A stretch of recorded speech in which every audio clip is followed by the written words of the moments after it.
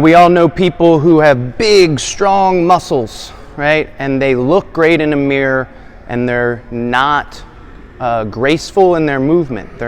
We think about field athletes and they're more like a cat, right? They're very, very loose, right? As they move, they have good balance, head over foot while they're changing directions.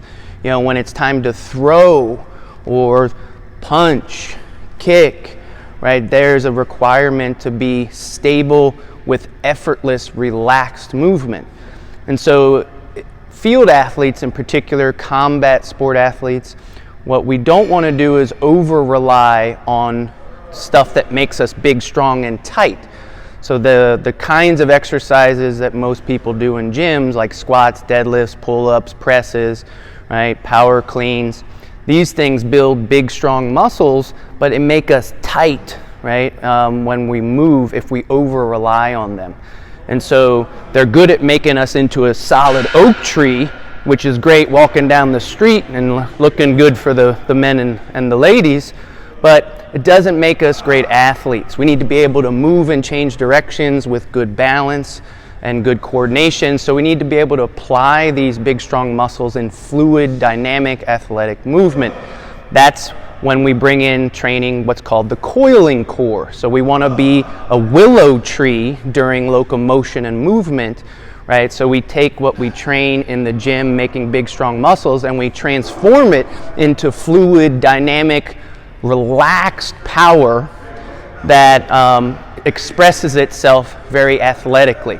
A great example in the gym would be the difference between a power lifter and a weightlifter.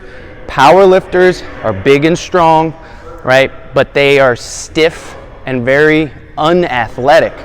Weightlifters have to learn how to move heavy loads with relaxed muscles, which is very, very weird for a lot of people to sort of conceptualize. Strong men in the gym also have to become very athletic because they move heavy things quickly through space. So it's great when we all train big muscles and stand still and do our push-ups and our pull-ups, but everything's just still.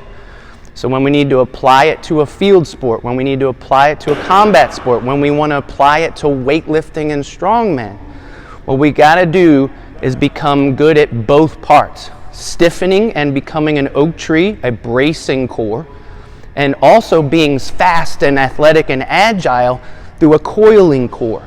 Exercises that train coiling core are very underutilized and are the next stage in the evolution of training athletic performance.